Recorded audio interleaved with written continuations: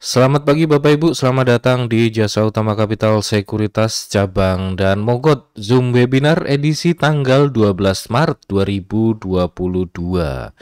Dengan tema kita hari ini adalah stokastik MACD. Kita akan gabungkan indikator stokastik dan MACD, bagaimana rumusnya, bagaimana penggunaannya, bagaimana gambarnya, dan bagaimana hasilnya. Mari kita akan lihat.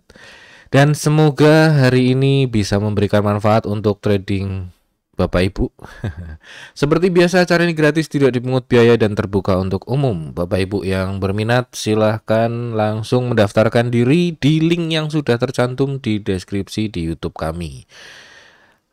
Caranya setiap hari Sabtu, formasinya sih 3 kali Zoom, 1 kali libur ya. Untuk minggu depan, Mas Evan akan bercerita tentang RSI, bagaimana menggunakan RSI indikator untuk mencari area resisten dan area support yang signifikan, dan itu pastinya akan membantu Bapak Ibu untuk bikin strategi, setup strategi, misalkan support kuatnya di mana, harganya mungkin ada di dekat situ, jadi bisa ngatur-ngatur strateginya. Kalau sell, resisten kuatnya di mana, bisa lihat dari RSI.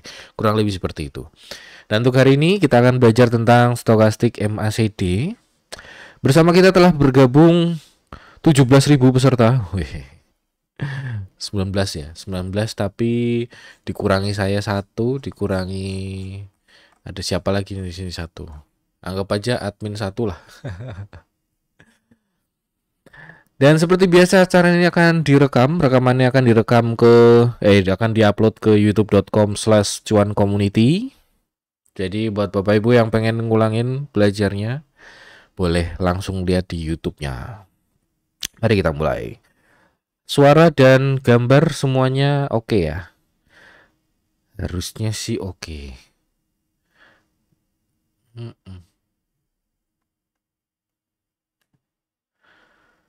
Mana tadi? Bentar, ini end show dulu lah. Kita ulangi. Oke. Ya, sip. Combo BMS ini series ya. Jadi waktu awalnya kita belajar dulu bagaimana Bollinger Band. Habis itu kita belajar dulu yang standar MACD stokastik. Kemudian RSI-nya sama Mas Evan. Terus kemudian ya ini masuknya ada seriesnya sih. Jadi nanti kita gabungkan stokastik dan MACD. Bagaimana karakternya stokastik, bagaimana karakternya MACD, itu yang menyebabkan kenapa saya memilih untuk mencoba untuk menggabungkan gitu ya, kurang lebih seperti itu. Dan ini materi semua AFL dan materi semua ada di bit.ly/AFL Cuan Copet, itu Google Drive. Jadi karena linknya Google Drive kepanjangan, saya singkat jadi itu. Jadi gampang untuk diingat juga. Dan setiap hari setiap kesempatan juga sama lah linknya. Lebih pendek, lebih gampang diingat. Oke, kita mulai. Yang pertama, stokastik osilator. Stok ini saya copy paste aja. Jadi copy paste. Males nge-translate ke bahasa Indonesia. Tapi kira-kira terjemahannya gini. Stokastik osilator adalah momentum indikator yang membandingkan harga close dengan range. Jadi yang dibandingkan itu antara close dengan range. Nah, range-nya itu range apa? Range itu range harga high ke low dari periode tertentu. Misalkan periode 14. Kalau misalkan kita pakai periodenya 14, berarti dalam 14 hari terakhir high-nya berapa, high tertinggi dalam 14 hari terakhir, low terendah dalam 14 hari terakhir, itulah range-nya. Jadi range-nya itu high tertinggi selama 14 hari, low terendah selama 14 hari, itu range-nya. Kemudian bandingkan harga close ke low terendah dalam 14 hari terakhir. Jadi close minus low terendah dalam 14 hari terakhir. Kemudian dibandingkan dengan range-nya. Jadi posisinya bandingkan dengan range-nya, terus kemudian dikalikan 100. Kenapa dikalikan 100? Karena supaya maksudnya kita bisa tahu ini kira-kira posisinya di berapa persen sih gitu. Dibandingkan dengan si range-nya itu dari high tertinggi selama 14 hari, low terendah selama 14 hari. gitu. Dan itulah yang membentuk stokastik yang yang fast. Nah, di AMI Broker ini kan rumus aslinya. Di AMI Broker di rumus yang stokastik yang fast ini itu digambarkan, dimasukkan ke EMA 3. Jadi exponential moving average periode 3, kemudian diplot. Untuk yang slow, EMA 3 dari si EMA 3-nya stokastik fast ini, gitu ceritanya. Jadi stokastik fast yang di AMI Broker itu adalah EMA 3 dari rumus ini. EMA 3 dari rumus ini, sementara yang stokastik slow itu adalah EMA 3 dari EMA 3-nya rumus ini. Nah, kurang lebih gitu ya. Semoga bisa dipahami lah ya. Itu tampilan yang di AMI Broker. Nah, sehingga menghasilkan tampilan yang seperti ini. Jadi di sini ada batas maksimalnya di 100, minimalnya di 0, kemudian ini 20%, 80% itu biasanya overbought oversold. Nah, jadi biasanya orang itu pakai periode 20, 0 sampai 20 jadi oversold, kemudian 0 sampai 80 sampai 100 itu jadi overbought. Nah, terus ini yang merah ini cuman sekedar mengulang dari yang materi sebelumnya ya. Jadi yang merah itu adalah EMA 3 dari rumusnya yang tadi. Itu yang stokastik yang fast. Kemudian yang biru itu adalah EMA 3 dari si merah. Nah, jadilah periodenya itu 1433. Nah, jadi misalkan ya, posisi terakhir stokastik ini yang merah, berarti titik yang merah ini ya. Posisi yang terakhir ini adalah perbandingan antara harga closing 29225 dibandingkan dengan higher tertinggi selama 14 candle terakhir. 1, 2, 3, 4, 5, 6, 7, 8, 9, 10, 11, 12, 13, 14. Oh, ini yang hijau ini. Nah, jadi si merah lagi kan. Si stokastik yang merah maksudnya itu adalah perbandingan harga closing dibandingkan dengan harga high tertinggi selama 14 hari, dibandingkan terhadap low terendah selama 14 hari. Jadi dari close ke low ini berapa persen sih? Maksudnya gitu. Itu kalau dia dari stokastik, oh ini di posisi yang merah. Nah, yang kemarin stokastik yang kemarin hari Kamis. Stokastik yang kemarin hari Kamis berarti yang ini, saya buang dulu lah.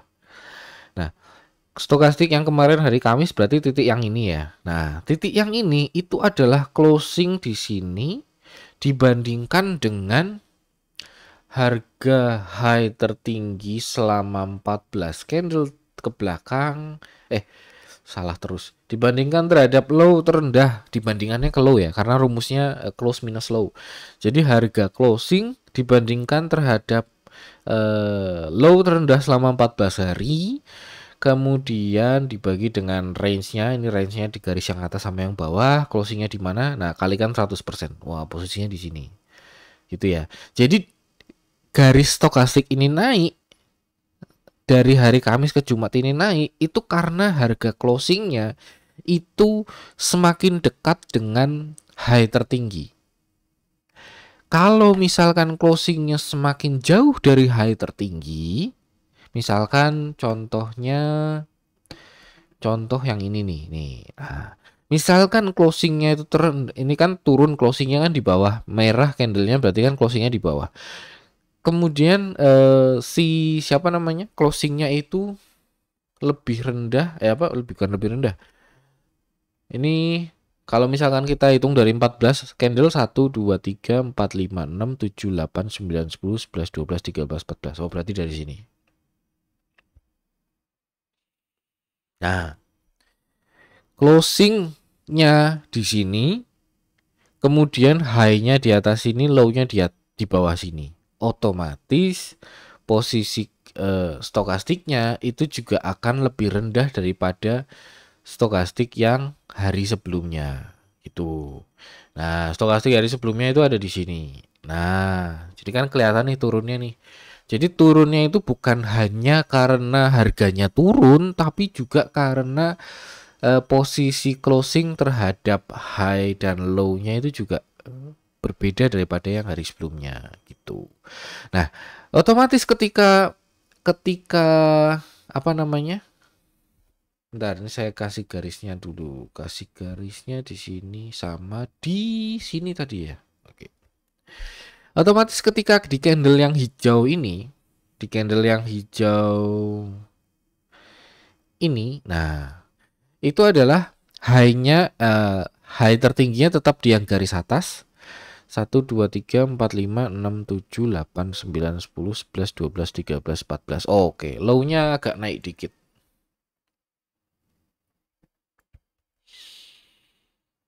Low-nya di sini. Nah, jadi ketika dia naik, closing-nya naik closing di sini, otomatis posisinya semakin mendekati puncaknya, high-nya, atapnya. Range-nya itu dari low ke high. Range-nya itu dari 0 ke 100. Closing di sini. Oke, berarti kalau di kira-kira apa namanya? Kalau dihitung berarti kira-kira posisi closingnya terhadap range-nya itu segini gitu. Nah, disinilah kita bisa bandingkan ada yang namanya divergence. Jadi perbandingan antara puncaknya si stokastik dibandingkan dengan puncaknya si harga. Harganya dia bikin swing higher low, jadi higher high. Jadi puncaknya dia naik, ini puncaknya lebih tinggi lagi dibanding yang sebelah sini. Puncaknya naik, tapi kok indikatornya nggak naik. Nah, di situ ada ketidaksesuaian. Itulah awal mula kita melihat adanya si divergen. Kurang lebih seperti itu. Itu si stokastik.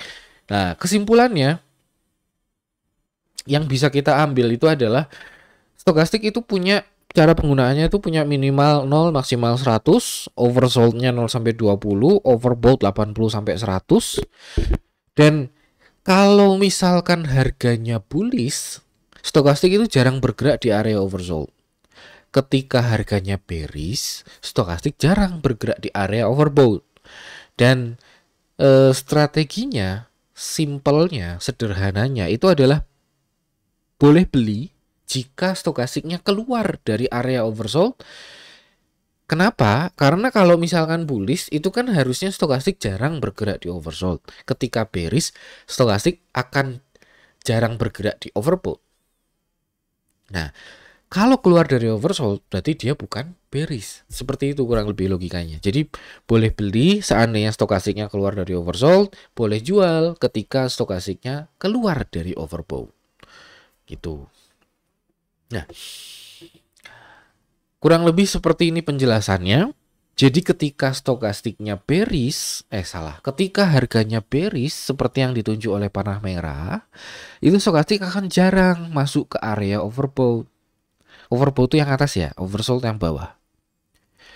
Ketika harganya lagi bearish, stokastik itu akan jarang masuk ke area overbought. Ketika harganya lagi bullish, stokastiknya itu akan jarang masuk ke area oversold. Kurang lebih seperti itu. Jadi kalau misalkan kita ngelihat ada stokastik yang dia itu turun tapi nggak masuk ke area oversold, itu bagus karena kemungkinan masih bullish. Itu minimal bukan bearish lah. Kalau misalnya sideways itu kan minimal bukan bearish lah. Jadi bisa beli buy on support. Kurang lebih kayak gitu ya. Jadi logikanya seperti itu. Logis apa namanya? Cara berpikirnya seperti itu. Tenang. Kalau yang saham nanti kita belakangan. Nah, kemudian ini adalah tentang si siapa namanya? Stokastik. Kita akan sedikit mengulas tentang si MACD. Jam berapa sih sekarang? 9.15. Oke, baru 15 menit aman. Indikator MACD. Kurang lebih ini bahasa Inggrisnya seperti ini. Saya artikan kurang lebih artinya seperti ini. MACD, moving average convergent divergent, itu adalah momentum indikator sekaligus trend following. Jadi trend following, jadi kadang ada yang bilang MACD itu trend indikatornya trend following, apa sih namanya? Trend follower. Ya itulah indikator. Ada juga yang bilang momentum indikator. Tapi buat saya itu dua-duanya. Kenapa? Karena dia itu menunjukkan korelasi antara dua moving average. Kalau di MACD pakainya exponential moving average ya. Jadi korelasi antara dua exponential moving average. Sesuai rumusnya, MACD itu EMA 12 dikurangi EMA 26. Itu rumus yang bakunya, standarnya, defaultnya. Jangan sampai malam juga dong. Standarnya, defaultnya, bakunya itu EMA 12 dikurangi EMA 26. EMA 12 itu artinya exponential moving average selama 12 hari dibandingkan dengan yang EMA 26 exponential moving average sama 26 hari. Periode yang pendek dikurangi yang panjang, hasilnya dia membentuk bisa dibilang range. Jadi saya jelasnya pakai gambar aja lah ya. Mungkin apa namanya pakai Ami broker saya mana? Oke. Nah ini. Jadi seandainya misalkan ini kita hapus dulu, kita pakai price, basic price mana? Basic price. Oke. Misalkan basic price, kemudian terus kita buang dulu. Nah, jadi kalau misalkan kita masukkan exponential moving average antara 12 dengan 26, terus habis itu kita ganti ini 12, kita ganti warnanya merah, kita ganti 26, kita plotkan, kemudian kita tambahkan 1 MACD. Kita akan mendapatkan apa namanya sesuatu yang lebih bahasanya itu kalau exponential moving average itu kan lagging ya, sesuatu yang lebih leading, sesuatu yang lebih responsif. Nah itu bahasanya mungkin itu ya.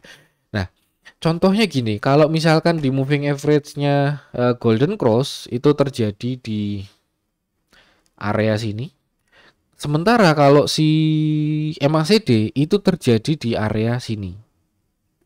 Nah, Bapak Ibu bisa lihat ini kurang lebih golden cross-nya seperti ini. Kalau misalkan kesulitan lihat golden cross-nya, lihatlah histogramnya. Karena jadi yang biru ini adalah EMA 9 dari si merah. Merah itu adalah EMA 12 kurangi 26. Jadi dengan menggunakan golden cross-nya kita dengan menggunakan MACD kita bisa mendapatkan sinyal yang lebih awal. Ceritanya gitu tujuannya. Nah, terus tapi kelemahannya tetap MACD juga tetap ada kelemahannya ya. Kelemahannya nanti belakang. Lanjutin dulu. Nah, MACD cara bacanya itu sederhananya MACD di atas 0 itu bullish. Kalau tadi ini saya ceritain dulu. MACD di atas 0 itu bullish, MACD di bawah 0 itu bearish. Kalau tadi yang stokastik, ketika bullish, stokastik akan jarang masuk ke area oversold. Ketika bearish, stokastik akan jarang masuk ke overbought. Nah, MACD, kalau MACD di atas 0 itu bullish, MACD di bawah 0 itu bearish. Nah, kalau yang stokastik, keluar dari oversold boleh beli, keluar dari overbought boleh jual. Kalau si MACD boleh beli kalau golden cross, boleh jual kalau dead cross. Gitu ya. Sekarang kita lihat dulu si MACD-nya ini apa sih namanya? Ketika harga lagi bearish. Oh ya, ini saya pakai grafiknya sengaja saya pakai grafiknya sama semua ya. Saya pakainya tins. Ceritanya gitu. Jadi biar gambarnya sama semua lah ya. Sebenarnya sih karena biar saya nggak capek bikin materinya aja. Oke, kita lanjutkan. Bentar, sepertinya ada pertanyaan. Tadi yang Sumarecon, oke. Gambarnya Teens terus, coba pakai BSD. Ya itu. Kenapa pakai Teens terus? Karena biar saya gampang bikin materinya. Kalau gambarnya ganti-ganti ntar capek gambarnya. Oke, sama nggak garis EMA CD indikator kita buat EMA 12 dan 26? Oh, bukan sama atau enggak, tapi rumusnya beda. Karena gini, kalau misalkan di mana ya broker. Nah ini. Kalau misalkan EMA 12 26 ini kan memang EMA, tapi kalau EMA CD itu kan dikurangi. Jadi kalau misalkan mau bikin gambar garisnya itu sama persis, ya rumusnya apa namanya? EMA 12 dikurangi EMA 26 gitu aja. Kurang lebih kayak gini. Jadi EMA close 12 dikurangi EMA dalam kurung close 26, terus titik koma, kemudian kasih aja EMA CD line. Terus kemudian kita suruh plot dalam kurung EMA CD underscore line.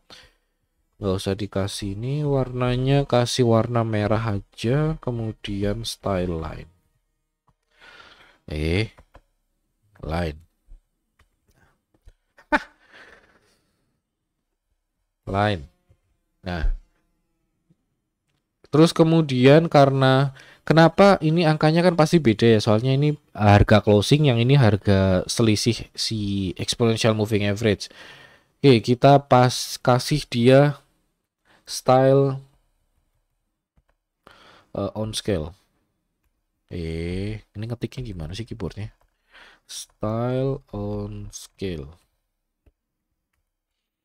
Nah, kurang lebih seperti itu. Habis itu, nah ini kan tekuannya kan mirip kan tekuannya. Tapi jangan harap dia mau nempel sama candlenya ya, karena beda angka. Terus kalau misalkan mau ditambahin si siapa namanya? EMA 9, EMA CD line ini 9. Colornya blue. Sip. Kurang lebih seperti ini. Gitu ya. Oh, yang anu lagi lah. Yang jadi masalah itu kalau ini merah sama biru sama-sama on scale, mereka punya scale sendiri. Mending yang on scale itu price-nya aja. Style on scale.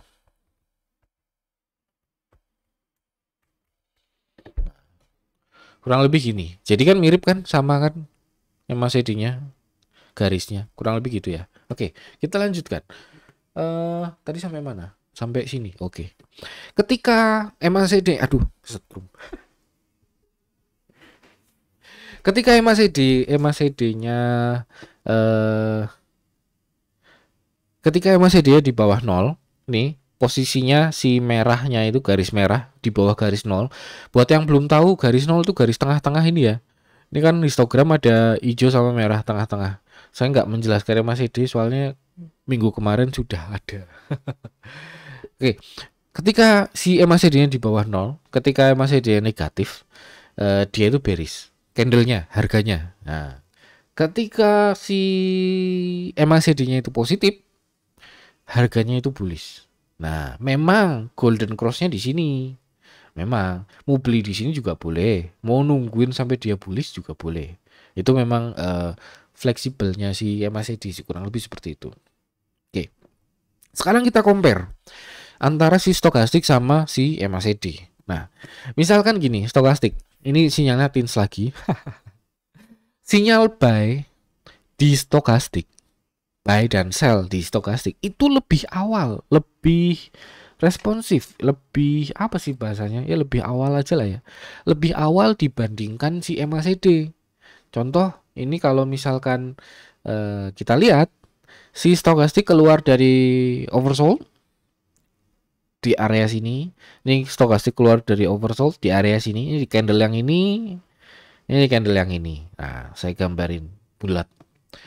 Terus inilah kenapa saya pakainya saham yang sama, karena kalau misalkan saya geser gini, sap. Nah, gambarnya juga ikutan sama gitu. Jadi ini akan kelihatan bahwa disinilah bedanya siapa namanya sinyal by MACD yang lebih terlambat daripada stokastik. Nah, jadi yang sebelah kanan ini baru muncul sinyalnya si stokastik, sementara yang di sebelah kiri ini stokastik salah. Sebelah kanan itu sinyal muncul MACD, yang sebelah kiri stokastik. Jadi stokastik lebih duluan sinyalnya muncul daripada si MACD. Gitu. Begitupun ketika jualan. Ketika jualan, posisi sinyal sell dari stokastik itu lebih dulu daripada si MACD. Contoh, ini posisinya di sini. Ini posisi candlenya di sini. Jadi ini adalah ketika si stokastiknya keluar dari overbought. Ini keluar dari overbought. Nah, sekarang kita lihat MACD-nya. Nah, inilah MACD-nya. Yang sebelah kiri mungkin cuma telat satu candle. Masalahnya yang di sebelah kanan, wah ini MACD-nya belum dead cross. Itu. Pertanyaannya mau jual di kapan? Belum ada sinyal jual dari MACD gitu. Jadi siapa namanya? MACD itu sinyalnya lebih terlambat daripada si stokastik. Tapi itulah kelemahannya si MACD, tapi kelebihannya MACD kalau di stokastik itu kadang osilatornya atau stokastiknya itu kadang masuk ke overbought, kadang enggak. Kadang masuk ke oversold, kadang enggak. Buat kita yang memegang prinsip bahwa beli adalah ketika stokastik keluar dari oversold dan jual adalah ketika stokastik keluar dari overbought, mungkin agak kesulitan. Apalagi kalau yang suka nge-backtest. Wah, ini sinyal buy-nya keluar dari overbought, buy-nya keluar dari oversold, sell-nya keluar dari overbought. Terus kemudian dibikin buy sama sell seperti itu, masukin ke X-ram, di backtest, hasilnya rusak. Nah, itu yang kelemahannya dari stokastik kayak gitu. Kadang stokastik masuk overbought, kadang enggak, kadang masuk oversold, kadang juga enggak. Kendala berikutnya dari stokastik adalah sering muncul noise. Jadi Bapak Ibu mungkin agak kesulitan, ini sisi stokastiknya uget-uget lah. Dia bikin zigzag kayak gitu yang agak kesulitan untuk dianalisa. Untuk Bapak Ibu yang memegang teguh prinsip bahwa sinyal beli di stokastik adalah ketika golden cross dan sinyal jual di stokastik ketika dead cross, itu pasti akan mengalami kesulitan untuk menganalisanya. Apalagi yang suka backtest. Beli itu golden cross, jual dead cross itu pasti rusak hasilnya gitu. Di sisi lain, MACD punya kelebihan. Kalau tadi MACD sinyalnya lebih terlambat daripada stokastik lebih cepat, MACD lebih lambat. Tapi kemudian kelemahannya stokastik ada noise-nya. Kadang ada yang masuk overbought, kadang yang enggak. Kadang masuk oversold, kadang enggak. Beda cerita, beda posisi, beda cerita. Nah, si MACD walaupun terlambat, tapi dia lebih minim noise. Jadi kalau misalkan Bapak Ibu mau lihat golden cross, dead crossnya si MACD, lihatlah histogramnya. Selama histogramnya masih hijau, berarti MACD line masih di atas signal line. Yang biru namanya signal line, yang merah namanya MACD line. Selama histogramnya masih hijau, artinya MACD line masih di atas signal line. Selama histogramnya merah, berarti MACD line di bawah signal line. Kurang lebih gitu. Nah, MACD lebih minim noise dibandingkan si stokastik. Itulah plus minusnya. Tapi si MACD juga posisinya ketika ada golden cross, ada kejadian golden cross di bawah 0 dengan golden cross di atas 0.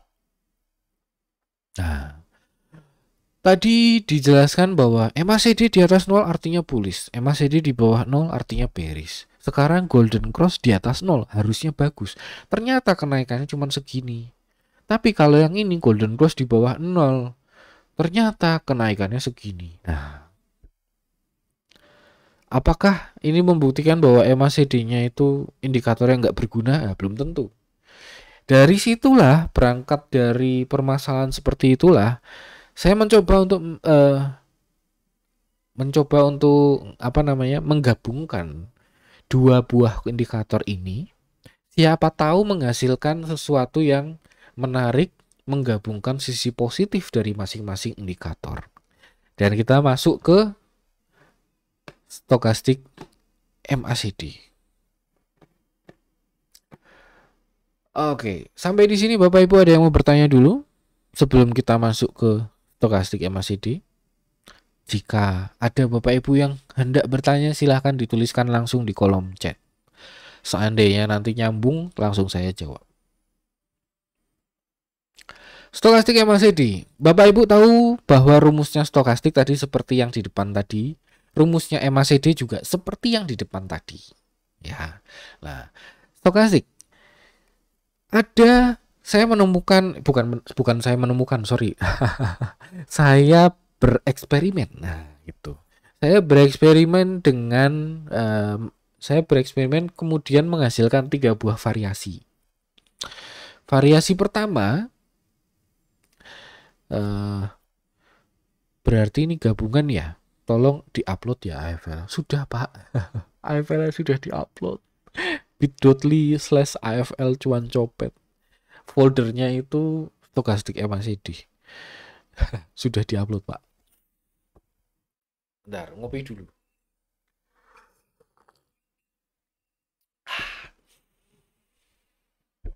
Boy, ada pertanyaan. Apa bedanya stokastik slow dan fast dan RSI? Jawabannya mungkin lebih tepatnya bedanya stokastik sama RSI ya. Kalau yang stokastik slow sama fast itu cuma beda di rumusnya. Stokastik fast itu ya rumusnya seperti biasa, stokastik biasa. Stokastik yang slow itu adalah exponential moving average dari stokastik yang fast. Begitu. Perbandingannya RSI dengan stokastik. Sederhananya pengertiannya begini, saya nggak tahu, mungkin kalimatnya mungkin masih membingungkan, tapi paling tidak ini adalah pemahaman yang saya tahu. Stokastik itu kan membandingkan antara harga closing dengan range harga high tertinggi dan terendah selama 14 hari terakhir. Sedangkan RSI dia akan membandingkan dalam 14 hari terakhir berapa banyak candle yang naik dan berapa banyak candle yang turun. Rasio antara candle yang naik dan candle yang turun. Rasio antara harga naik dan harga turun. Itu RSI. Bedanya di situ. Nangkep ya? Kalau stokastik, harga closing dibandingkan dengan range. Kalau RSI, dalam periode tersebut, berapa kali harga naik, berapa kali harga turun. Itu. Oke, stokastik MACD. Rumus yang variasi yang pertama, karena saya nggak langganan DataVid tapi menggunakan TradingView. Apakah AFL bisa di copy paste ke TradingView?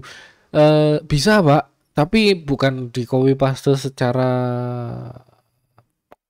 gamblang gitu sih, nggak. Harus ada sedikit di tune. Tapi kayaknya sih, dan saya yakin saya bukan satu-satunya orang pertama di dunia ini yang bikin stokastik MACD. Jadi kayaknya sih ada di TradingView, sudah ada yang coding loh, kayaknya sih gitu. Variasi pertama dari stokastik MACD, rumusnya pakai rumusnya stokastik, tapi yang tadinya closing diganti dengan angkanya si MACD. Lainnya sama, jadi MACD dikurangi low terendah selama 14 hari, kemudian high sama low range-nya, kemudian kali 100. Sorry, ini bukan dikurangi. Salah. Bentar. Rumusnya itu bukan dikurangi, tapi ini.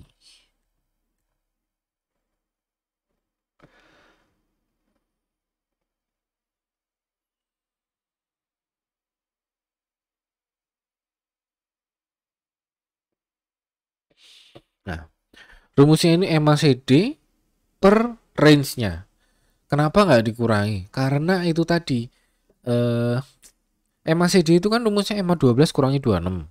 Nah, itu sudah bukan satuan harga rupiah lagi, beda. Jadi kenapa saya nggak pakai dikurangi low tadi, nggak, karena itu tadi alasannya, itu beda satuan. Oke, lanjut. Menghasilkan grafik yang seperti ini, apa namanya, bentuknya nggak punya positif negatif ya, ibaratnya nggak punya positif negatif, nggak punya minimal maksimal, dia nggak punya minimal maksimal, tapi dia punya tren dan dia punya sinyal yang awal sama seperti karakteristik stokastik. Dia punya tren seperti karakteristiknya MACD, dan dia juga punya apa namanya, lebih responsif dibanding MACD seperti karakternya stokastik. Sekarang kita bandingkan, kita masukkan antara si stokastik MACD yang versi pertama ini dengan si MACD dan juga dengan si stokastiknya. Nah, di sini akan kelihatan bahwa ini kemudian panah-panahnya saya masukin ke price. Panah-panahnya saya masukin ke price ya. Jadi ketika si stokastik MACD yang versi 1 ini golden cross, ada panah di bawahnya, dan ada ketika dead cross ada panah di atasnya. Nah, kurang lebih seperti itu.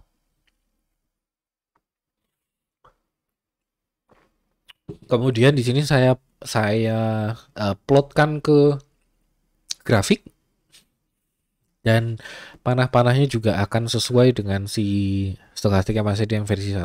Nah, di sini namanya juga apa namanya, eksperimen ya. Di sini saya melihat bahwa kadang sinyalnya itu memang dia lebih awal. Contoh yang di sebelah sini. Kadang sinyalnya itu lebih awal bahkan dari stokastik sama dari MACD sekalipun. Saya melihatnya seperti itu, kadang lebih awal. Tapi karena terlalu awal, nah kadang malah sempat turun dulu, habis itu baru naik. Nah, itu yang saya nggak suka. Dan kemudian saya nggak suka di sini ada banyak noise.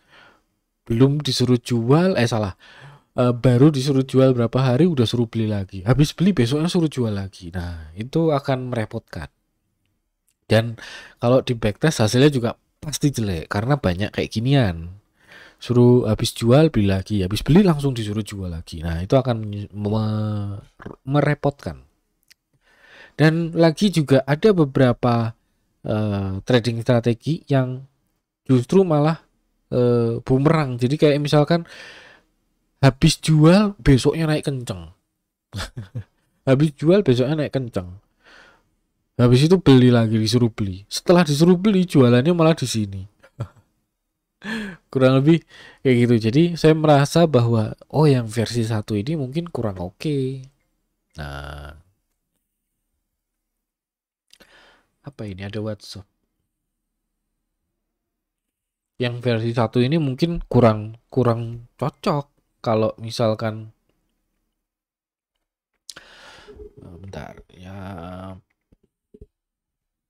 Kalau yang versi 1 ini mungkin kurang cocok kalau dibandingkan dengan si trading style saya. Nah, berikutnya, kemudian saya bereksperimen dengan si yang versi 2, yang versi berikutnya. Kalau yang tadi rumusnya itu MACD dibagi dengan rasio. Iya bener sih. Selisih antara high tertinggi dengan low terendah dikalikan 100. Kemudian saya akan merubah rumusnya sedikit menjadi seperti ini. Menggunakan rumus stokastik seperti aslinya, tapi semuanya variabel saya ganti dengan MACD, semuanya. Baik itu yang closing saya ganti dengan variabel MACD. Kalau yang low terendah dalam 14 candle terakhir saya ganti dengan MACD terendah selama 14 hari terakhir. High tertinggi, low terendah saya ganti dengan high tertinggi MACD selama 14 hari terakhir, dan low terendah MACD selama 14 hari terakhir. Kalikan 100, kemudian masukin ke exponential moving average, kemudian bikin signal lainnya, sama seperti indikator resist stokastik di AMI Broker, hasilnya seperti ini. Di sini saya mendapatkan satu indikator yang menurut saya sangat mudah dibandingkan dengan saya melihat stokastik dan MACD bersama-sama. Stokastik MACD yang versi kedua ini akan lebih mudah dilihat, lebih mudah dipahami, karena dia sinyalnya lebih ketika trennya bullish itu memang si stokastik MACD yang versi 2 ini itu akan selalu bergerak di atas overbought, dan ketika bearish dia akan selalu bergerak di oversold. Dia sangat jarang sekali dia bergerak di tengah-tengah. Jadi antara nyebrang atas atau nyebrang bawah. Jadi yang kondisi seperti ini ketika trennya bearish, dan ini ketika mungkin bearish sedikit, bearish sedikit. Terus kemudian di sini ketika bullish, nah ini akan sangat menyenangkan ketika kita punya satu indikator belinya itu cukup rendah, jadi belinya di harga bawah. Kemudian kita bisa tenang ride the trend, dan mungkin kita juga nggak tahu apakah ini harganya masih bisa naik lagi atau enggak, kita juga nggak tahu. Tapi contohnya seperti ini. Jadi ketika belinya di sebelah kiri sini, mana ya? Nah, kiri sini, jualnya di sebelah sini.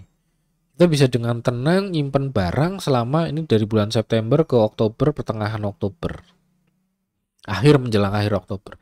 Kita tenang nyimpen barang, harganya naik turun, kita tetap santai gitu kan. Nah, ini indikator yang kedua. Jadi versi 2. Jadi ibaratnya saya menemukan ini bukan menemukan lagi, sorry, kata-katanya salah ya. Saya bereksperimen, kemudian saya mendapati hasil eksperimen. Nah, itu seperti itu kurang lebih ya. Jadi hasil eksperimennya menghasilkan seperti ini, kurang lebih kayak gitu. Oke, tapi dengan posisi atau kondisi saya, dengan bahasanya gampangnya, dengan pekerjaan saya sebagai sales akan sangat merepotkan ketika saya beli di awal, jual 1 bulan kemudian. Nah, itu kita fair-fairan aja ya. Oke. Jadi saya akan mencoba bereksperimen lagi untuk mendapatkan satu indikator lagi yang mungkin lebih cocok stylenya ke trader. Itu menghasilkan eksperimen stokastik MACD yang versi 3.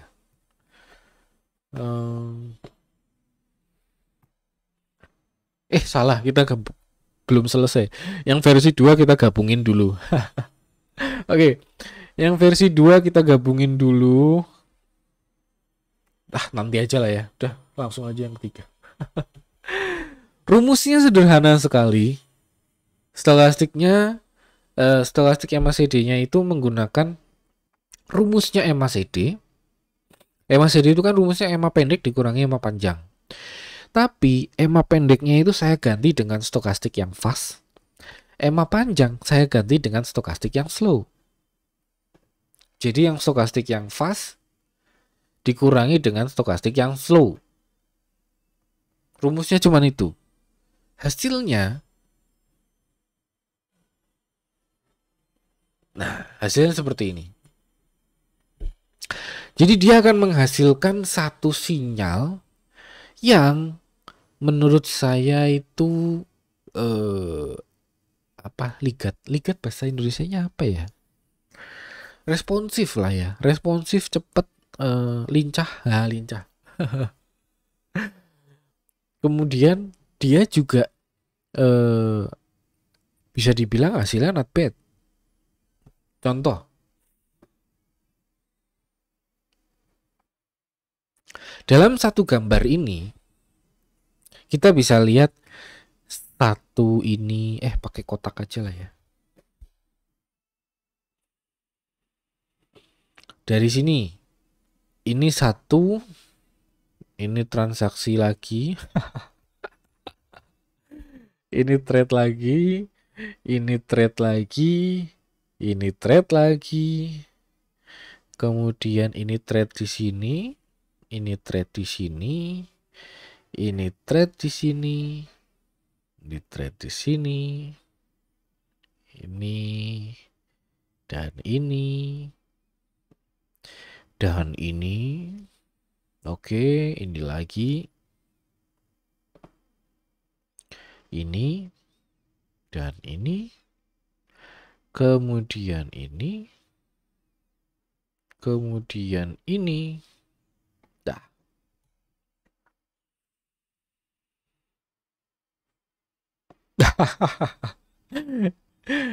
Karakter saya lebih suka stokastik yang masih di 2, lebih nyantai. Saya setuju. Tapi karena apa namanya, kebutuhan kebutuhan saya, jadi saya memberikan alternatif. Oh bukan, memberikan alternatif untuk stokastik yang berikutnya, yang lebih fast. Nah, kalau misalkan dibilang banyak, jawabannya nggak banyak. Karena kalau dibilang banyak, jawabannya nggak banyak. Karena misalkan contoh gini, ini dalam bulan September, September ada 2 kali, Oktober ada 1 kali, November ada 2 kali, Desember mungkin agak banyak, kemudian Januari 2 kali, Februari 2 kali, Maret sudah 2 kali. Jadi bisa dibilang nggak sebanyak itu juga sih, tapi ya nggak belinya bulan lalu terus jualnya bulan depan juga, itu maksudnya. Minimal ya paling nggak lebih cepat sedikit, jadi paling paling tidak saya mengakomodir kebutuhan dua pihak, betul. Antara buy side dan sell side, kurang lebih seperti itu. Jadi untuk ke atasnya, untuk ke tradernya, bahasa positifnya ya, untuk ke trader juga oke, untuk ke investor juga oke. Oke, eh kelemahannya, dengan semakin eh, banyaknya frekuensi akan rentan menimbulkan eh, apa sih namanya? Ada toleransinya. Jadi kita ibaratnya gini, ibaratnya kita pakai pistol. Semakin jarang atau semakin jeda nembaknya itu lama, kita punya waktu untuk ngeker lebih tepat, lebih baik lah ceritanya gitu ya.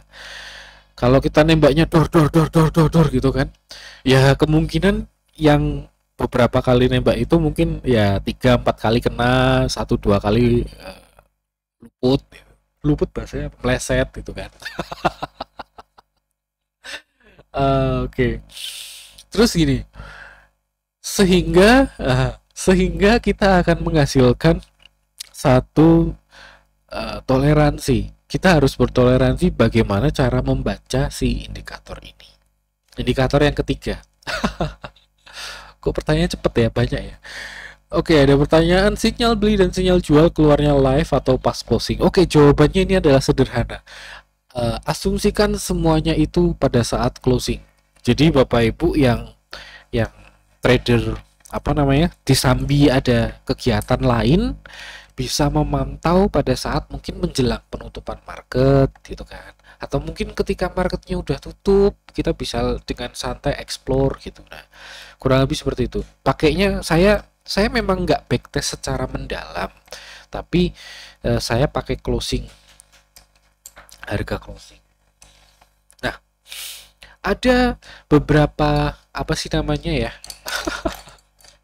ada beberapa toleransi, maksudnya gini, cara bacanya yang ketiga ini agak sedikit tricky karena tidak semua sinyalnya itu disikat. Nah, kurang lebih kayak gitu, nggak semuanya, walaupun dia responsif, kelebihannya dia bisa buy di pucuk bawah, sell di pucuk atas, menawarkan hal yang bagus, menarik, tapi nggak semua sinyalnya itu bisa diambil. Maksudnya gini, kita nggak harus jualan ketika panah merahnya muncul, karena tujuannya adalah trading.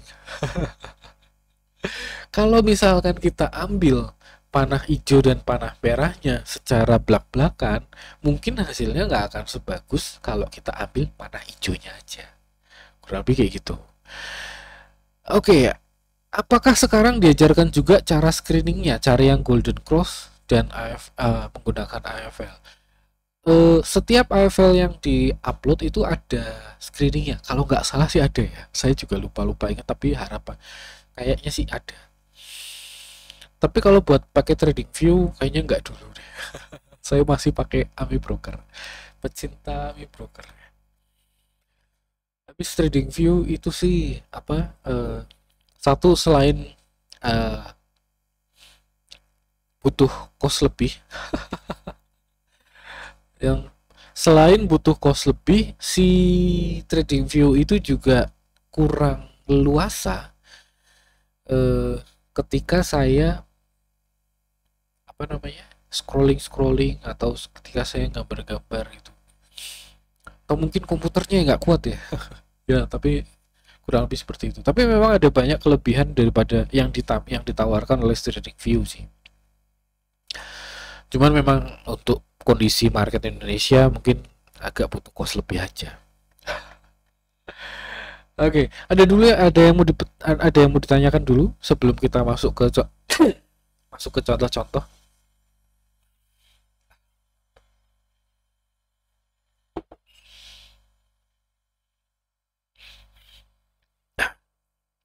Oke, kita masuk ke contoh ya. Jam berapa sekarang?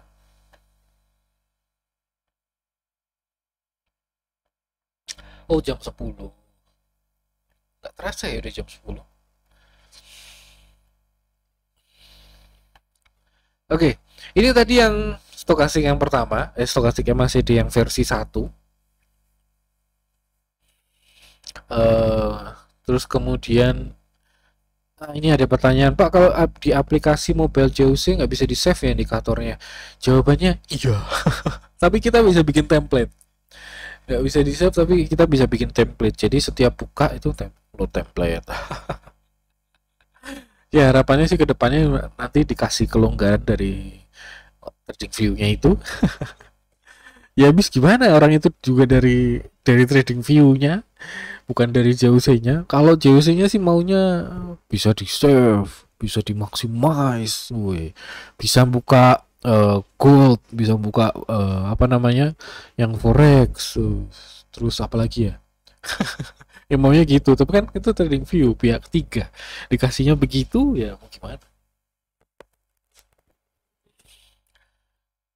Tadi mau sampai mana ya? Oh ya, ini stokastik yang pertama versi 1 ini nggak terlalu apa sih namanya, nggak terlalu saya pakai ya, karena tadi rumusnya juga begitu. Jadi ya ini eksperimen kedua, hasilnya seperti ini. Jadi dia bisa lebih cepat atau lebih responsif, tapi juga dia menghasilkan durasinya lama. Jadi kita kadang belinya bulan kemarin, jualnya bulan depan, kurang lebih kayak gitu ya. Nah, kelemahannya kita juga nggak bisa menggunakan overbought dan oversold ini seperti kayak stokastik. Beli saat keluar overbought, beli saat keluar oversold, jualnya keluar overbought. Kita juga nggak bisa melakukan hal seperti itu. Kenapa? Karena ada kejadian seperti ini. Ini adalah chart Unilever, di mana belinya ini yang di sebelah kiri, jualnya di sebelah kanan, posisinya lebih rendah. Nah, ini hitungannya cut loss gitu ya. Terus kemudian ada lagi momen ketika dia itu naik kencang. Ada momen ketika dia naik kencang tapi nggak ada sinyal. Nah, itu jeleknya di situ. Kalau kita pakai sinyal masuk keluar dari oversold, keluar dari overbought buat jual, keluar dari oversold buat beli. Nah, ada satu trik untuk pakai yang nomor 2 ini. Triknya itu adalah ketika dia bisa golden cross, Tapi di luar, jadi gini, tadi kan stokastik itu kan ketika bullish dia akan jarang di oversold, ketika bearish dia akan jarang di overbought gitu ya. Ketika dia bullish, bukan nggak mungkin dia akan golden cross tapi masih di luar overbought. Ketika dia bullish akan ada momen ketika dia golden cross, ketika dia golden cross tapi di luar oversold dan di luar overbought. Itu adalah satu sinyal yang menarik. Oke, ada yang bertanya, Pak, aplikasi Ami Broker apakah berbayar? Jawabannya boleh berbayar, boleh yang trial. Yang berbayar boleh beli license-nya di www.amibroker.com. Kalau yang trial juga downloadin sama di situ juga. Gitu.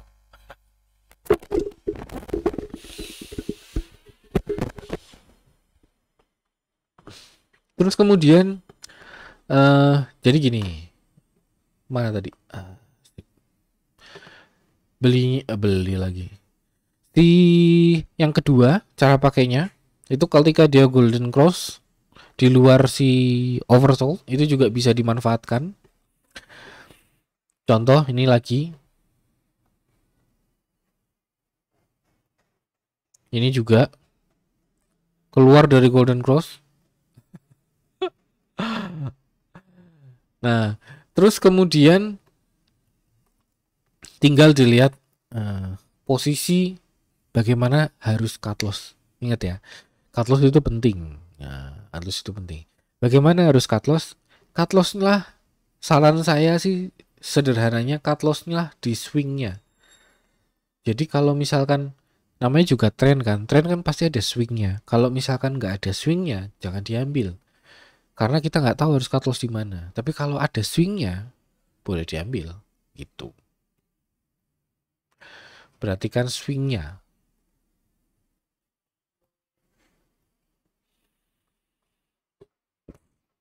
Contoh ini di sini swingnya di bawah, gitu ya. Ini di sini ada sinyal di sini, swingnya di bawah.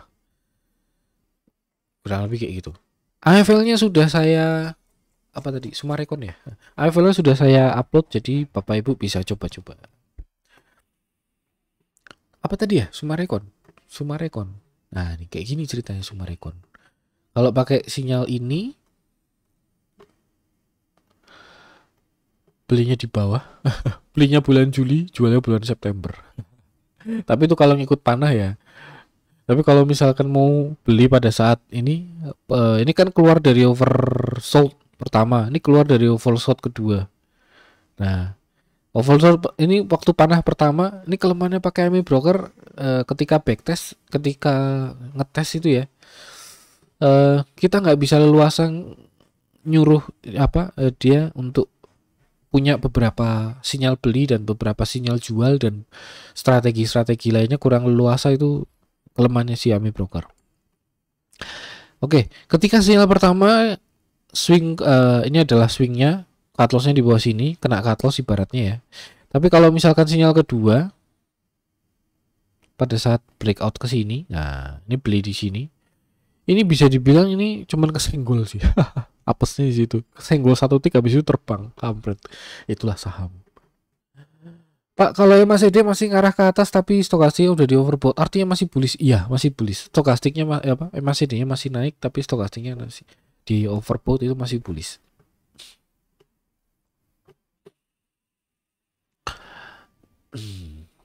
Yang ini tapi kadang-kadang juga agak telat sih. Ini belinya di sini, dia baru keluar dari oversold. Yang belum saya lakukan itu saya belum geser si oversold-nya. Mungkin digeser ke 90 mungkin. Tapi Bapak Ibu bisa lakukan sendiri sih. Jadi misal ini klik kanan parameter ini 90. Oke. Kok gak geser ya panahnya? Harusnya panahnya ikut geser ya. Coba mungkin sini. Oh iya, ininya belum digeser. Sorry. Oversold.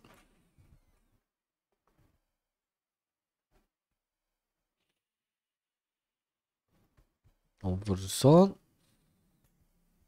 Kok nggak mau? Tuh.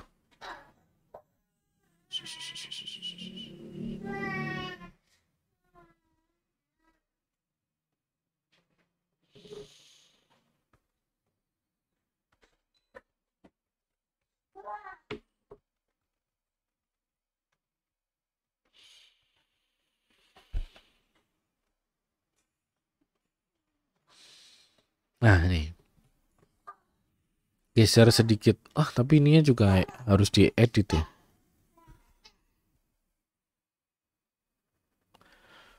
Manual aja dulu lah editnya. Ini 10, ini 90. Misalkan seperti itu. Kok malah open sih? Nah, misalkan kayak gini ya. Di oversold sama overbought-nya digeser dikit lagi. 10 sama 90 misalkan. Hasilnya beda lagi. Ini belinya di sini, itu kan jualnya di sini. Masih lebih better daripada yang sebelumnya.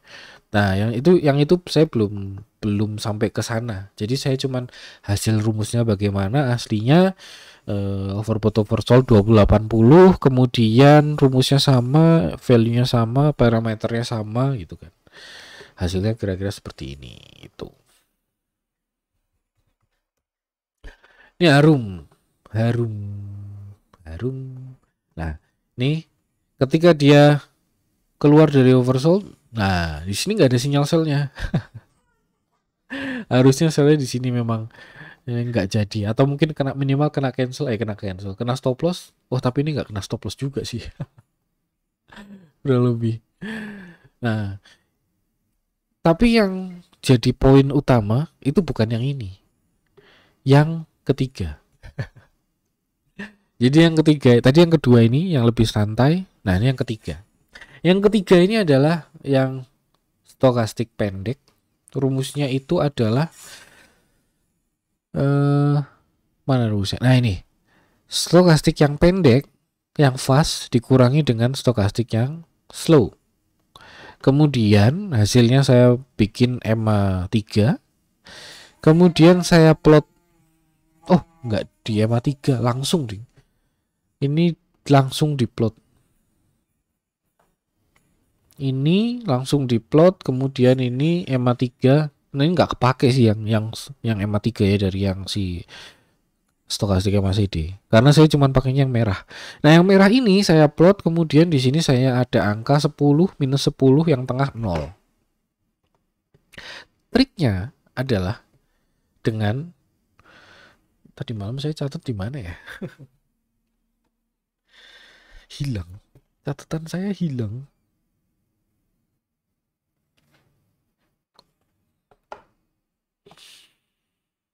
Apakah sudah tertulis di sini? Oh, udah tertulis di sini. Oke. Crossing stokastik MACD dengan garis oversoldnya. Oversoldnya itu yang bawah, yang minus 10. Overbought itu yang atas plus 10. Jadi dia crossing dari bawah minus 10 ke atas minus 10, tapi stokastik MACD-nya harus lewat dari 9, minus 9. Jadi nggak yang kayak gini gitu kan. Nggak, ini kan cuman stokastiknya 9,8 itu, terus habis itu dia rebound. Nah, bukan yang ini sinyalnya. Bukan juga yang ini. Walaupun secara ini lebih bagus. Ini kan 9 minus 9,9. Jadi keluar dari naik ke atas minus 10, tapi cuman nilainya cuman minus 9,9 ya. Mepet sama 10 maksudnya. Mepet dengan minus 10. Atau trik berikutnya adalah ketika dia cross 0 tapi dia sudah salah. Cross 0 dia naik ke atas 1 tapi di bawah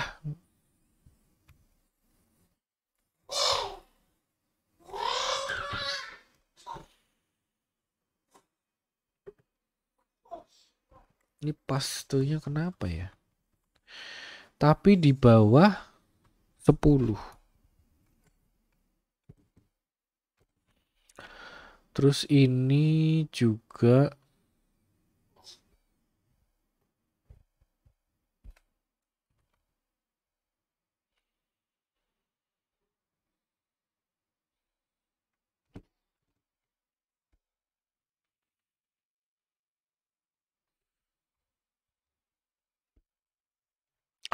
lebih rendah dari -1 tapi lebih besar dari -10. Oke, save. Triknya itu seperti itu. Tadi saya ngeklik di mana ya? Oh, di sini.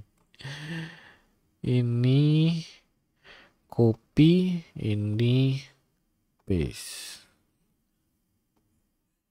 Oke. Nah, jadilah seperti ini. Dan yang saya pakai adalah sinyal yang warna hijau. Sinyal yang beli yang warna hijau. Ya, itu. Dan trik berikutnya adalah saya hanya aplikasikan ke ini filternya sih. Ini saya hanya aplikasikan ke yang candlenya hijau.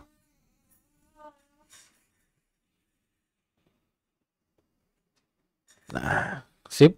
Jadilah seperti ini. Oke. Dalam satu gambar harum ya. Satu beli pas closing, besoknya jual. Satu beli pas closing, besoknya jual. Oke, mungkin yang ini anggap aja ini berhasil, yang ini gagal. 1 lawan 1. Ini gagal, yang ini berhasil, yang ini gagal. 3-2. Ini hitungannya gagal lah ya. Walaupun besoknya naik lagi kenceng.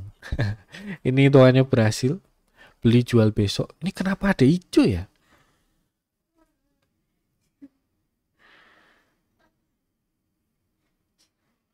Close lebih besar dari open. Kok ini ada hijau?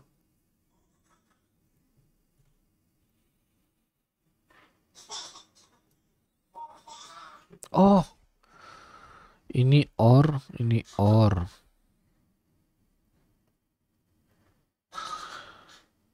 Bentar, ini kok saya pusing sih? Ini N. Oke. Ini OR. N atau ya. Ini dikurung lagi.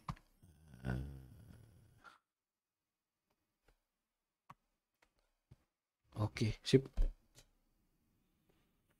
Nah, ini nggak ada. Oke. Ini hijau berhasil. Ada yang denger ya berarti ya. Ini hijau, ini merah. Baca ini gagal ya. Ini hijau, oke, ini berhasil. Ini hijau, ini berhasil. Ini hijau, besoknya naik. walaupun tutupannya merah. Dan ini menghasilkan AFL untuk beli sore, jual besok pagi. Jadi kalau Bapak Ibu ada yang bertanya, kalau misalkan yang belanja sore itu AFL-nya pakai apa? Pakai yang ini. Itu. Rumusnya sederhana, stokastik pendek. Rumusnya pendek apa? Stokastik pendek di apa namanya? Rumusnya stokastik yang pendek dikurangi yang panjang. Habis itu udah diplotin. Hasilnya seperti ini. Kenapa? Ada masalah dengan harum? Habis itu edit formula ini sudah ada by-nya. Oke. Kalau untuk ekspor biasanya saya tambahin ada higher high, higher low. Itu. Terus saya pilihnya AFL-nya ini Mbak, ini yang price bid STF CD V3 ini loh. Ada Pak. Paling ditambahin ini ya, diketik. Saya nggak, tadi kan barusan ngetik ya, berarti harusnya di tempat yang diupload tadi nggak ada. Karena barusan ngetik lah ya. Oh ya, trik berikutnya adalah cari candle yang di atas 1% tapi masih di bawah 5%. Jadi kalau misalkan belinya dia udah auto reject gitu kan 25%, gimana cara belinya gitu. Tapi kalau candlenya kenaikan harganya di bawah 1%, ya kalau dibeli mungkin, karena pernah ada seorang senior berkata pada saya, semakin bagus sahamnya, harganya ya naik. Semakin naik semakin bagus, semakin bagus semakin naik. Kan gitu. Punya barang bagus itu kan, kalau ya barang namanya juga barang bagus ya pasti harganya bagus dong. Kan gitu. Oke. Kalau rekomendasi daily yang diberikan dari JOC, bentar, yang pusat atau yang cabang? Kalau yang dan Mogot itu yang saya yang buat. Tapi kalau yang Bapak Ibu mungkin ada yang lihat di koran-koran atau gimana, itu analis pusat yang bikin. Kalau yang dibagikan di channel setiap hari, nah itu kami yang bikin. Nah yang dan Mogot kami yang bikin. Itu selalu dikasih buy break. Kenapa? Karena memang kita pakai candlenya itu 4. 3 untuk beli sih. Higher high, higher low, inside bar dan outside bar. Satu lagi buat jual itu lower high, lower low. Nah, kalau misalkan belum breakout ke atas harga tertentu, kemungkinan masih sideways. Tapi kalau breakout, kemungkinan jadi bullish. Jadi itu sebabnya kenapa ada buy break gitu. Akra, kecepatan beli. Akra. Nah, ini ceritanya. Ini adalah cerita Akra pakai indikator yang ketiga. Yang ketiga ya. Jangan lihat panah hijau sama merahnya, karena yang di candle itu udah saya modifikasi kayak gini, pakai yang memang saya pakai gitu maksudnya. Jadi saya eksperimen ketemu 3 indikator. Indikator yang versi 1, 2, 3. Yang versi 1 nggak saya pakai, versi 2 itu saya pakai untuk yang mungkin jangka panjang. Yang versi 3 itu untuk yang trading pendek. Jadi beli sore, jual besoknya atau besoknya lagi gitu ya. Terus kemudian nggak semua sinyalnya itu harus diikuti plug jiplak gitu, nggak. Yang hijau terus habis itu kita harus beli, nggak. Ada beberapa kriterianya gitu. Walaupun kadang ada yang beli di merah, ini contoh ya, ini ada panah hijau, ini beli di merah, besoknya naik gitu. Cuman saya lebih menyarankan untuk belinya pas hijau tapi minimal 1% lebih lah gitu. Minimal 1% tapi di bawah 5%. Peluang besok harganya bisa naik itu lumayan besar. Kurang lebih gitu. Oke, ada tugas negara. Apa? Ini contoh sini si Akra ya. Ini yang panah hijau ini berapa persen sih? 1,1. Ini berapa? 1%. Ini besoknya naik, ini besoknya naik, beli di sini besoknya naik, beli di sini besoknya naik, beli di sini besoknya naik, beli di sini. Ini berapa? 5%. Oh, udah ini lewatin aja. Ini berapa? 6,3 lewatin. Ini berapa? 3,4. Nah, ini beli 3,4 besoknya naik. Ini 1,6, besoknya open di atas. Oh, ada satu lagi. Mungkin ada Bapak Ibu yang pernah dengar ya. Kalau open gap up, harganya turun ke bawah gap, itu jual. Itu cut loss-nya di situ. Open gap up nih. Misalkan di sini ini closing 880. Besoknya open di 884. Ini harga lama ya, waktu dia udah adjust. Misalkan yang penting dia open gap up. Ketika harganya turun ke bawah 880, nah itu jual. Itu cut loss-nya di situ. Ini beli besoknya naik. Ini beli besoknya open gap up. Tepik. Oke, kita buka Tepik. Oh, ini open gap up. Iya, kemarin open gap up. Habis itu turun. Kampret. Oke, ini Tepik. Panah hijaunya 1,1, besoknya 1,0,7. Ini nggak naik tapi besoknya lagi naik. Ini beli besoknya naik. Ini beli, ini apa ini? 1,3%. Besoknya turun, cut loss. Ini beli besoknya open gap up, turun ke bawah gap, buang. Ini beli besoknya naik. Ini beli besoknya nggak naik, kena cut loss. Ini beli besoknya naik, ini beli besoknya naik. Sesimpel itu. Beli sore jual pagi, jual besoknya. Nggak harus pagi sih, besoknya itu. Kalau gap up cut loss di mana? Oke. Ini misalkan saya gambar kayak gini ya. Mana gambarnya? Oke. Ini ada candle, ini candle ceritanya. Nah, kemudian besoknya itu buka di sini misalkan, buka open gap up. Kalau harganya naik sih nggak apa-apa disimpan. Yang jadi masalah kan kalau harganya turun. Nah, kalau harganya turun, kalau turun ke bawah high-nya ini cut loss gitu. Pokoknya kalau harganya turun ke bawah gap-nya itu cut loss. Gitu. Di Google Drive cuan copet ada trial for 26 Feb. Mana ya? Perasaan ada deh.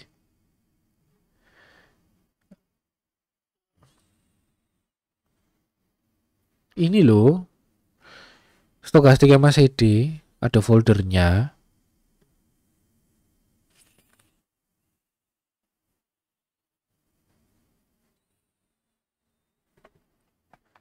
Berarti beli sekitar jam 20.40 sampai 50. Oh, filternya ekspornya itu jam 14.30. Jadi kan menjelang penutupan tuh 30 menit nih. Keluar kan, tinggal diklik kanan, klik kanan, edit formula, habis itu menu tools, habis itu send to analysis window.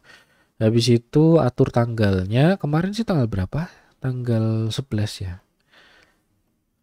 Tanggal 11. Ini gambarnya dibusak dulu lah. Oke, kemudian klik explore.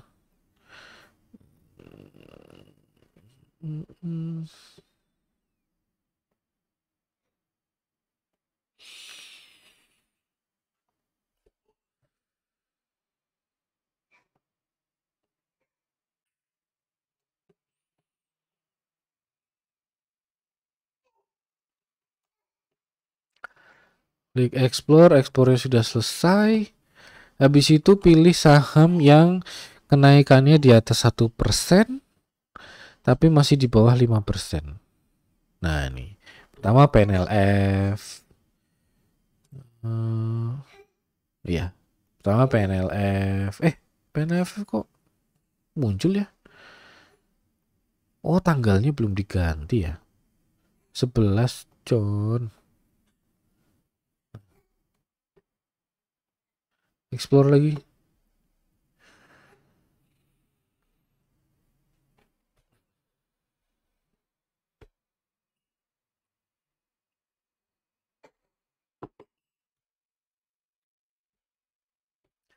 Sip, hasilnya ketemu. Di atas 1%, tapi di bawah 5%. BJBR. Nah, Bang.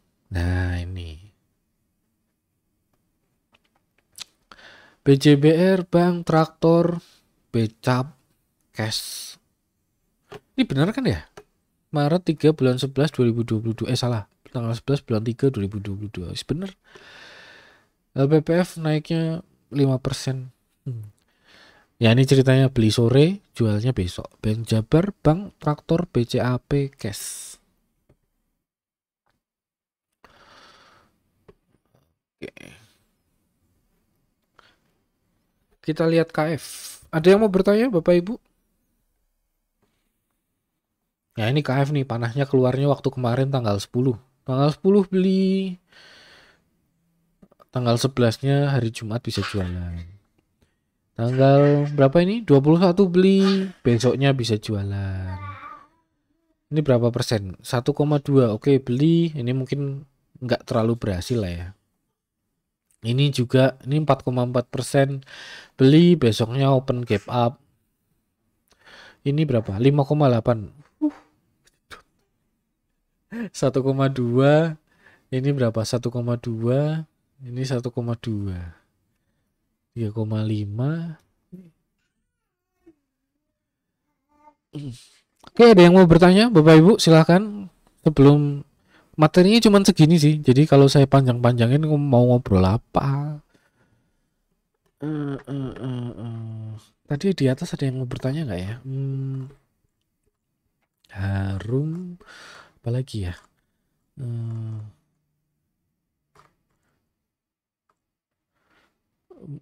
Wah, ada yang nanya Buis Divergen. Nanti aja lah. Divergen next time.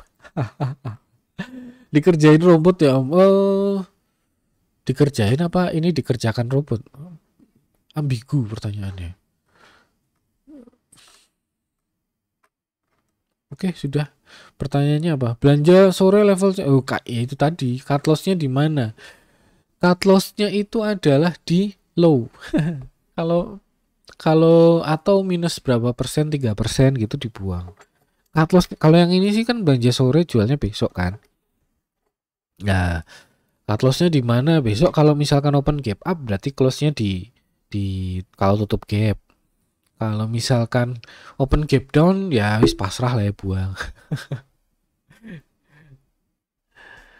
Kemarin saya setelah jam 3. Setelah jam 3 beli bisa. Itu jam market kan sampai jam 15.15. Jadi kalau misalkan beli jam 15.00 sampai 15.15 itu masih bisa.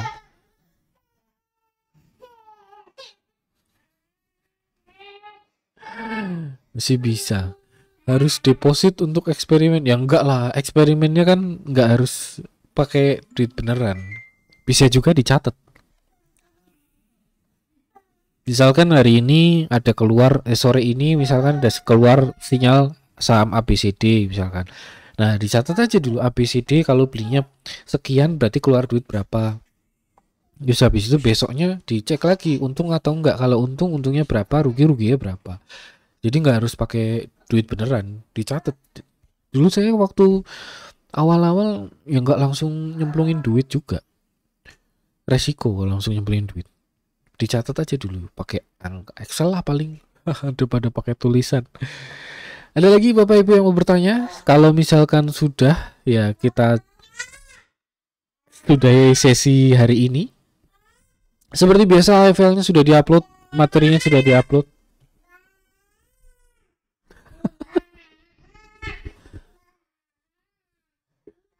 Ada lagi Bapak Ibu yang mau bertanya? Materi sudah diupload, Amvel sudah diupload. Untuk minggu depan, Mas Evan akan bercerita tentang RSI, bagaimana cara menggunakan RSI untuk area support dan resisten. Apalagi ya? Udah itu aja sih paling. Ya baiklah, Bapak Ibu, kalau misalkan sudah tidak ada yang bertanya lagi, kita sudahi sesi hari ini. Semoga bermanfaat, semoga mendatangkan manfaat untuk trading, aktivitas trading Bapak Ibu, dan seperti biasa, rekaman ini acara ini akan direkam dan diupload ke YouTube channel kami, youtube.com/cuancommunity. Silahkan Bapak Ibu kalau misalkan mau mengulangi nonton di youtube.com/cuancommunity. Terima kasih Bapak Ibu.